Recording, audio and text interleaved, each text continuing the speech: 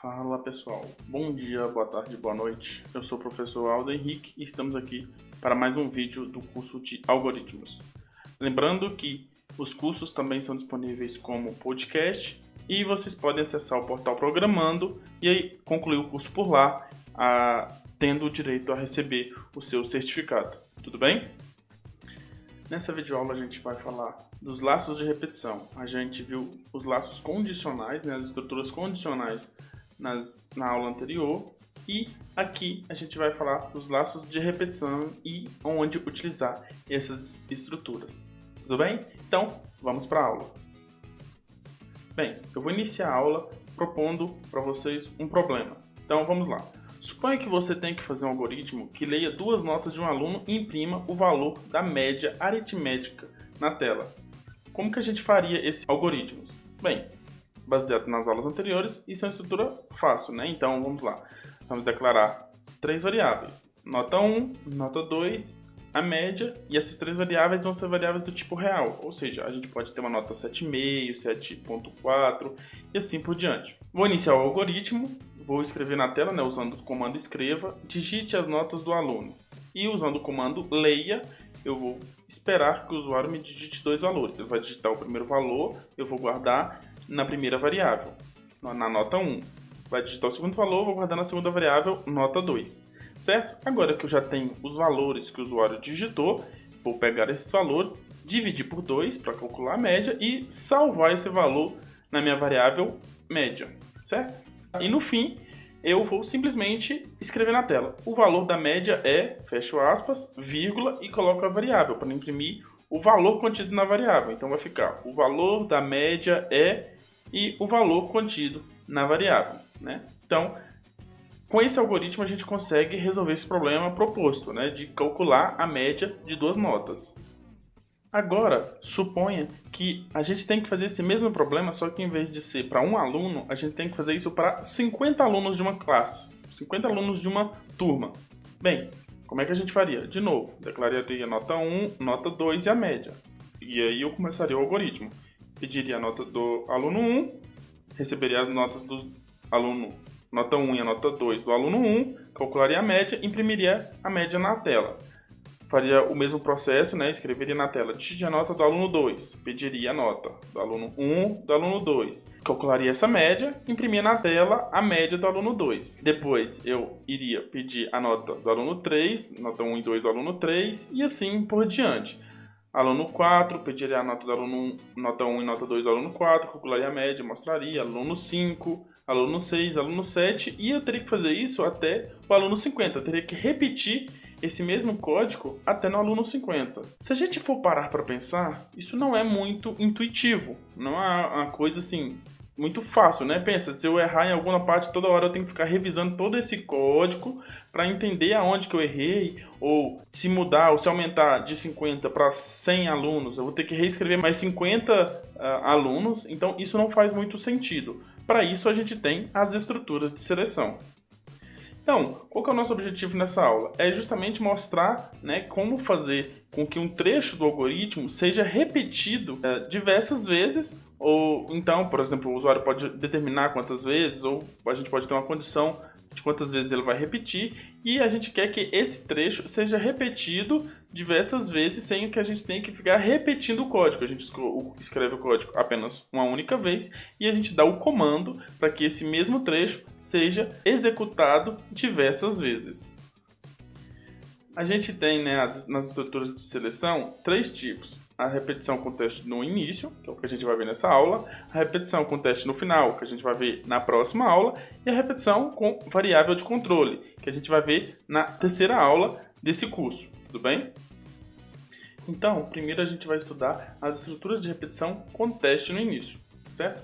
Qual que é o comando, qual é a palavrinha que a gente usa para se criar esse tipo de instrução? A gente chama ela de enquanto e o comando faça, bem? Então, utilizamos a estrutura do enquanto faça para permitir que o conjunto de instrução seja repetido enquanto uma determinada condição for verdadeira, certo? Ou seja, a gente vai ter comando, a estrutura básica, que é enquanto uma determinada condição for verdadeira, faça, aí a gente coloca o que a gente quer que repete, né, as linhas que a gente quer que repete, e temos lá embaixo o if enquanto. Então tudo que estiver entre o enquanto condição faça e o if enquanto, tudo que estiver entre essas duas linhas vai se repetir até que a condição seja falsa. Vamos aqui então para um exemplo da estrutura enquanto, tá bom? Vocês estão vendo aqui que a gente tem um gifzinho, né, que está repetindo. Aqui onde é o comando enquanto, aqui eu tenho escrito como while, certo? Está em inglês, mas o escreva, no inglês é o print, tá? Mas o comportamento é o mesmo. Ok, mas vamos aqui para o exemplo no Portugal. Então eu tenho uma variável que está recebendo o valor 1, certo? E enquanto a condição, aí eu venho até a minha condição, enquanto A for menor que 10, faça. E aí, então, as próximas linhas vai se repetir enquanto A for menor que 10. Tudo bem? Então eu tenho o comando escreva A, ou seja, vai imprimir o valor de A e vai fazer A recebendo o valor que tem A mais 2. E vai voltar de novo no enquanto. Então vamos só aqui para o GIF. Então, olha, perceba. O GIF ele verifica, entra, escreve, né, o valor de A na tela, soma mais 2 ao valor de A. Volta de novo, verifica, imprime e recebe novamente o valor de A. Certo? Então esse é o comportamento do enquanto. Tudo que tiver entre o enquanto e o fim enquanto será repetido enquanto a condição, nesse caso, enquanto A for menor que 10, for uma condição verdadeira. Perceba que ele vai executando e quando ele chega 9, né, ele entra, imprime, aí ele soma mais 2, então vai para 11. Quando ele volta lá em cima para verificar de novo, ele verifica que A não é mais menor que 10, porque agora é 11. Né? Então ele simplesmente finaliza a execução do algoritmo, certo? Então é isso, esse é o comportamento do enquanto. Então vamos pensar lá naquele problema inicial dos 50 alunos. Então qual é a condição, né, que a gente tem que definir para que a estrutura enquanto seja executada e a gente possa receber as notas dos alunos, dos 50 alunos, e mostrar na tela a média desses 50 alunos. Então estamos aqui com o algoritmo, né? Como vocês podem ver, eu estou declarando de novo 3 variáveis, né? Nota 1, nota 2 e média do tipo real. E agora eu tenho uma nova variável, que é a variável contador, né? Que é do tipo inteiro, certo? Então eu inicio meu algoritmo e faço essa contador receber 1, tudo bem? Faço esse contador receber o valor 1. E eu verifico, enquanto o contador for menor ou igual a 50, faça. E aí eu pergunto a vocês, contador nesse momento é menor ou igual a 50? Sim.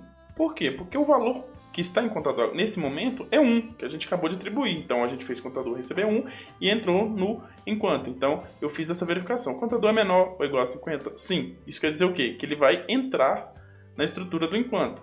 Ele vai imprimir na tela. Olha, digite as notas do aluno.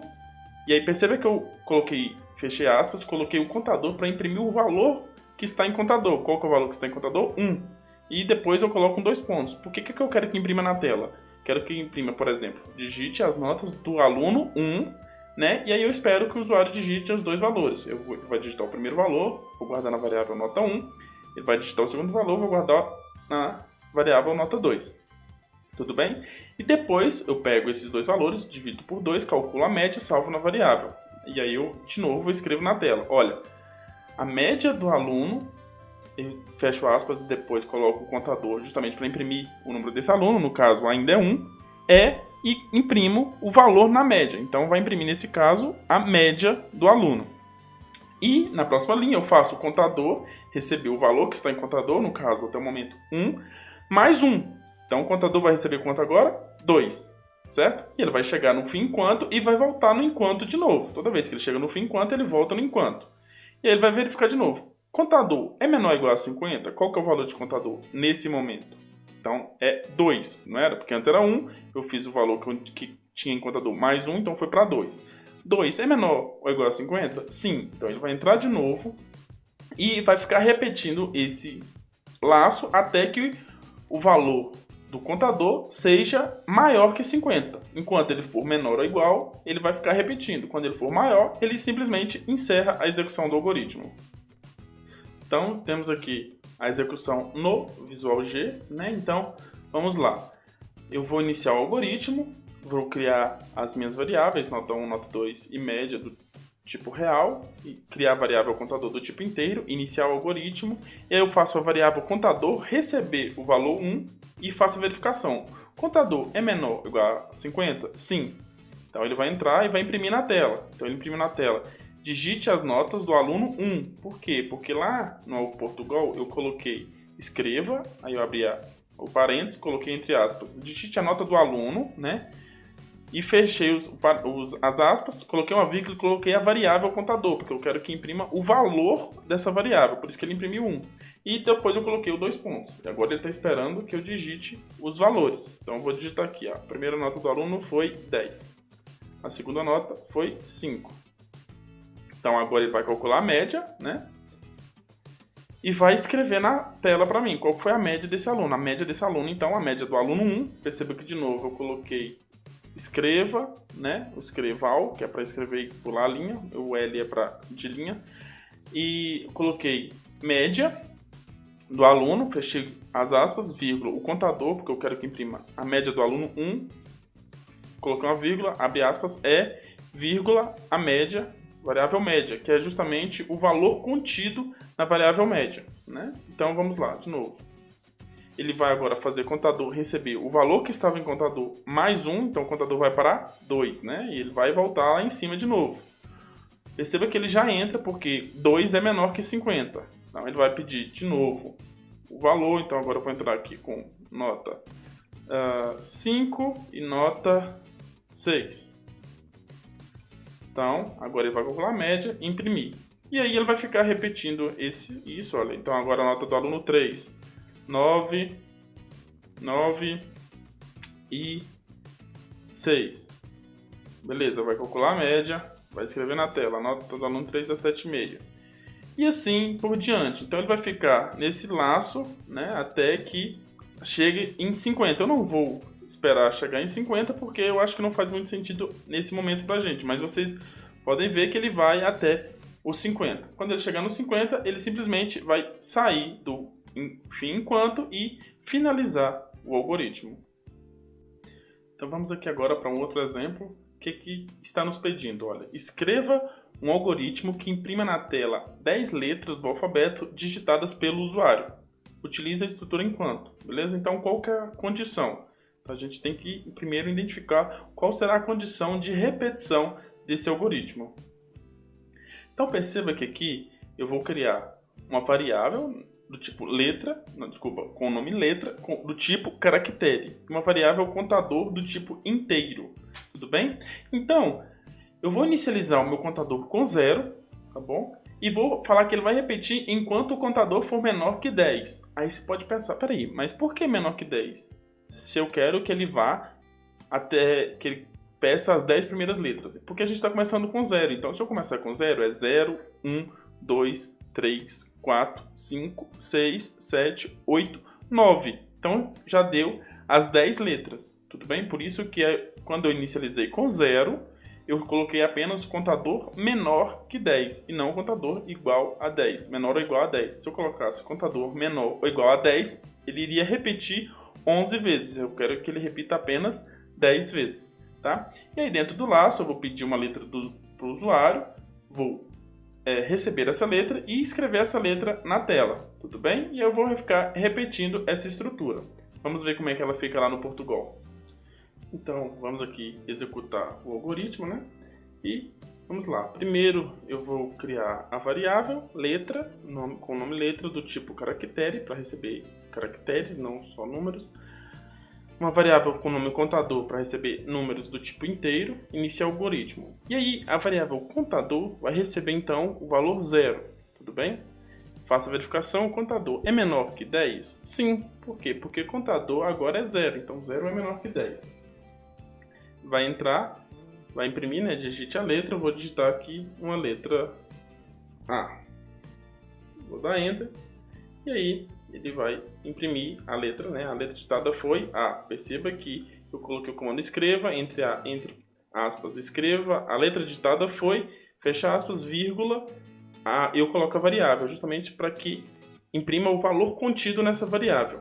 Ele vai fazer o valor de contador, recebeu o contador mais 1, então o contador vai para 1 agora, era 0 antes, somou mais 1, vai para 1.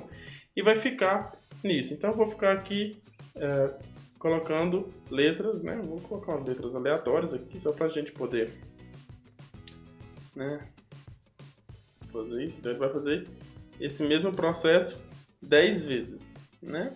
Então,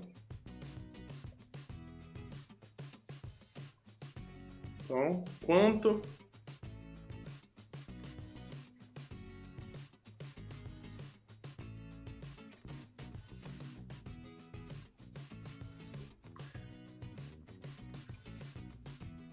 ele está repetindo, vou colocar novas letras. Então perceba que ao final ele, né, finaliza o algoritmo, por quê? Porque ele vai repetir esse mesmo trecho 10 vezes, tudo bem?